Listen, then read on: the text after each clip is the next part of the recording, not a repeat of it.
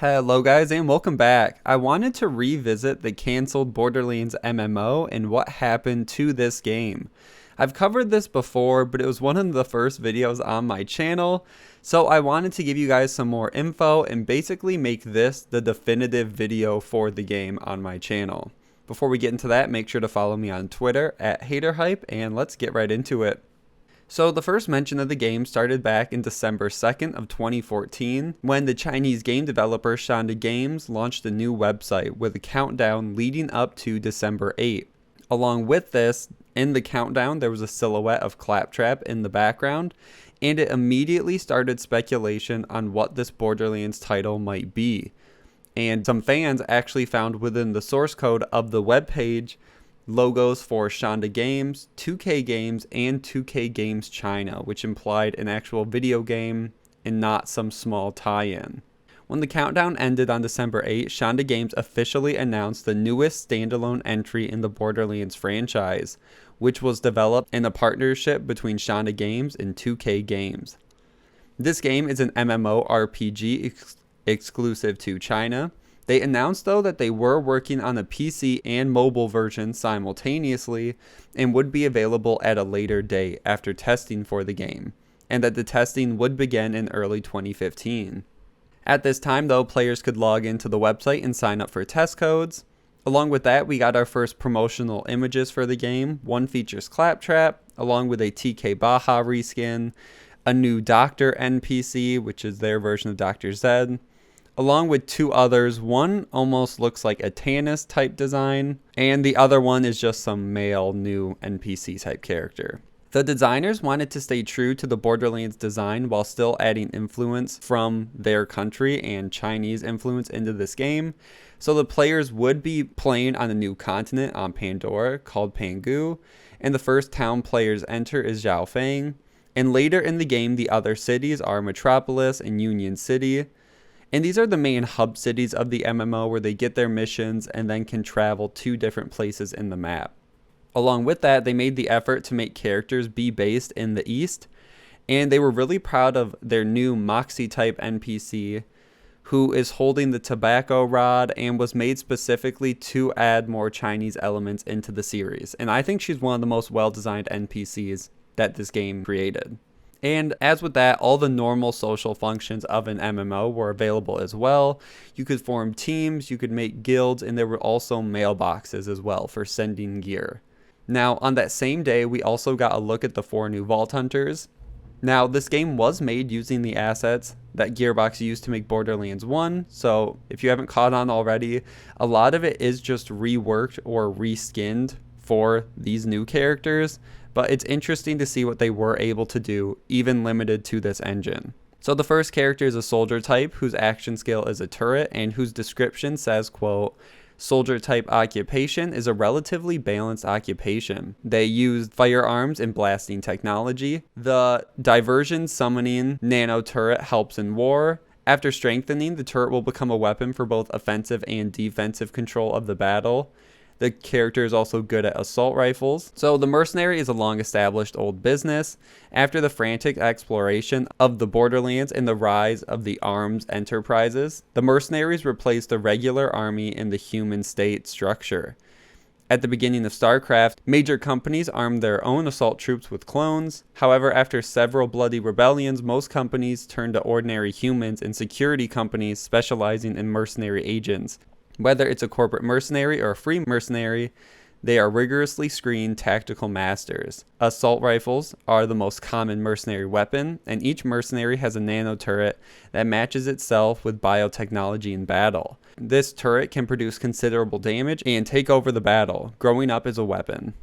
Next is the Siren, or the Fire Charm, who can use a Phoenix to attack enemies, which is similar to Mordecai's skill in Borderlands 1. Her description reads, "An outstanding assaulter with mysterious power.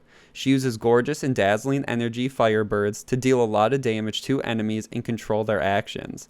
She's also good at using SMGs. In the entire Milky Way, enchantment has always been a special existence. Only women are able to inherit the power of enchantment, or sirens as we know them. They have the ability to reorganize the elements and freely manipulate them. Out of common fear, ordinary people always respect the fire charm, but in the eyes of major arms companies, the enchantment is the best choice for special secret work. Although they usually use submachine guns, which are less powerful weapons, they can use the flame assault and other elemental abilities to instantly cause explosive damage and control the enemy's actions. Whether it is a single assault or a cooperative killing, the enchantment can always occupy the position of the master in the ever-changing battle. After that's the Berserker, who's a brick-style character. His description says a Berserker-type occupation, strong and powerful melee master, and can briefly explode potential energy, and can use a rainstorm of melee attacks to sweep the enemy. They are also good at shotguns. Veyron is the master of controlling his own body in painful suppression. These big men with reinforced cement-like bodies can briefly explode their physical potential in battle, sweeping enemies with storming melee attacks, disrupting their formation, and using power.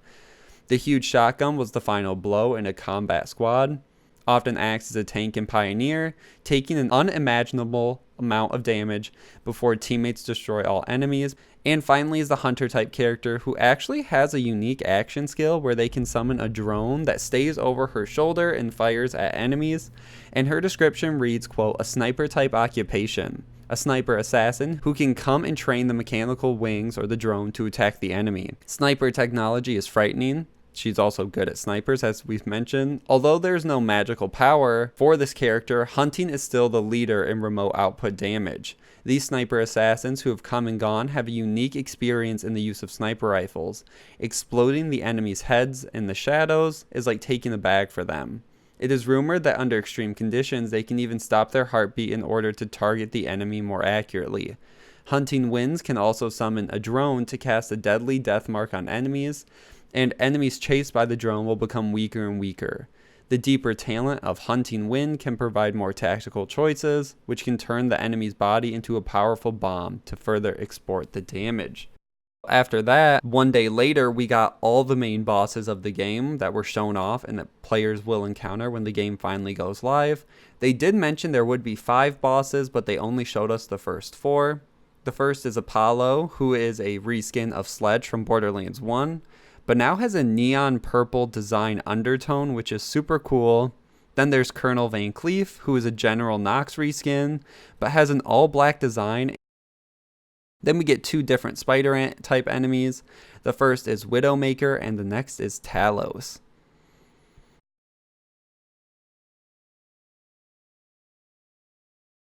After that, the game stayed pretty quiet until mid-December, when more game details were given around the actual gameplay itself, and they did announce that this game would include full PvE and PvP experiences. So it wouldn't just be the traditional Borderlands player versus environment, there would be a robust player versus player experience, which is pretty new to Borderlands. As well, details were given on the weapon crafting system. So if players didn't want a weapon or got lower tier drops, weapons could be smelted for materials, and then those materials can either be used to build new weapons or strengthen the weapons they already have, which is super interesting because if you find a weapon you do like, they wanted you to keep it with you and to keep upgrading it and using it for a while. Speaking of weapons, we got the details about the weapon manufacturers themselves. They announced that 4 manufacturers would be in the starting game. They were Atlas, and their new gimmick was high clip capacity. Vladolf would be returning. Their gimmick is small recoil. Dahl's gimmick would be accuracy, and Malawan would be the only gun with elements. 5 other manufacturers were promised as well, but they said they would take time to get these balanced before they started adding more. Along with that, manufacturers, there were only 5 different types of weapons they could make. They could be the automatic pistol, a submachine gun, assault rifle, sniper rifle, or shotgun. They also promised that a rocket launcher and Iridian or alien weapons would be added as well as kind of special weapons, and that more types of weapons would come in the future, which is what a lot of this game ended up being about. Something else interesting is they did add a new rarity as well. So the order for gear was white, green, blue, purple, orange, and then pink. So we don't know too many details about this pink rarity. I assume it's something similar to how pearlescents were in Borderlands 1, but it's interesting that they chose pink instead of the light blue that it's known for. On the weapons themselves, the parts were mostly the same as previous games. There were 8 separate parts: the barrel, grip, body, shoulder, clip, sight, attachment, and then painting. And these parts change damage, accuracy, rate of fire, clip capacity, bullet speed, elemental damage, a ton of other things. And then there can also be the special skills based on weapon rarity. So for the most part, the gear is pretty similar. They also said that instead of traveling around the world, players would actually teleport to different maps where they can actually set the difficulty on each maps. And there were 3 difficulties for each one. There was simple, hero, and hell, each with their own recommended level. So if you did want a group, you'd make sure everyone is kind of the same level before you jump in, and then that would kind of determine enemies, damage, everything like that.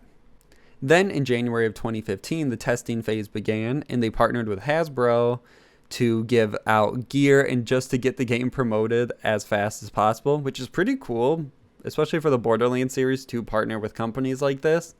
And they also showed off the 5th boss, who was an Iridian style boss. Quick side note, this kind of puts everything Gearbox has done with Iridians to shame. The clip is so cool that we get of the Iridian, and I just can't imagine the lore and how fleshed out this could have been if the game wouldn't have gotten canceled. After that test, they continued to work on the game and continued to improve until a final release. They promised to add more than 4 PvP maps that were available at the start and more than 2 PvP modes to play through, on top of adding just more story elements, more bosses, more elements for people to have. The game stayed pretty quiet until April of 2015, when they were able to show off how the MMO would work on mobile devices. So we got our first look at what it looked like. Obviously, it's not the same exact game because mobile devices do, for the most part, have to be pared down, but it did give us a nice look at what a mobile version of Borderlands could look like. 1 month later, in May of 2015, the game got some huge updates, which allowed resolution to be changed, UI got higher quality, shooting had been improved, frame rate had been unlocked and is no longer capped at 30, and they also added a grid style backpack. And people were really happy with how the game was turning out. Then towards the end of May, the opening animation of the game was revealed and shows players as having their spaceship crash landing onto Pandora, and Shanda Games announced at the same event that 2 more tests would take place during the summer of 2015. One thing I'll also add is that 2K actually helped them a lot on this opening animation, and they were really involved in how the story should play out. So it wasn't just all people who aren't familiar with the Borderlands franchise working on it. In June, more content was announced, including 2 new bosses. Both are Skags, and it's a Bonnie and Clyde reference. One is named Duke Clyde, and the other is called Queen Bonnie. You fight them both in the new town of Sepnik. They started as small, normal-sized Skags outside of the dull mining town Sepnik, where Dull was excavating this ore, which caused radiation to leak into the town and water, which contaminated these 2 Skags. They feed on the people of the town until the town finally had to leave due to the radiation. And once the town people left, bandits kept kidnapping people to sacrifice to their queen, which is why now we're jumping in to fight them. And more details were also given about the end game. The final chapter would be called The End of the Stars, where we will fight the alien guardians. We get to explore the temples of the Iridians, and we chase after the commander of the North Star group, or Polaris, Billy Chandler. He kills some alien guardians to get into the temple, and the Vault Hunters must break in as well and chase him down. Now, the description of the temple says, quote, "The temple seems to be empty, but in fact is murderous, and the Guardian has been awakened and ready to show his energy to the invaders." Along with that, a new PvP mode was added called Claptrap's Bomb Paradise, which is actually going to be the gameplay used in this video. So it's a version of Capture the Flag where players have to carry Claptrap to the enemy base to score. So this was still them in June adding more content, adding PvP and PvE simultaneously, which is so hard to do, and I respect them a ton for all they were adding into this game. Then in July of 2015, Shanda Games and 2K announced the next round of testing will take place on August 12th, and all the new improvements and additions will be fully playable. Along with that, they announced the story of the game had been fully completed. An RV hub system will have been added as well, which is how players are transported to all the different towns. and where the smelting and building of weapons takes place, which I kind of mentioned a little bit earlier. So in August, the game testing started and was rightly criticized for some graphical problems, stability, voiceover, weapons, and almost everything that can be complained about.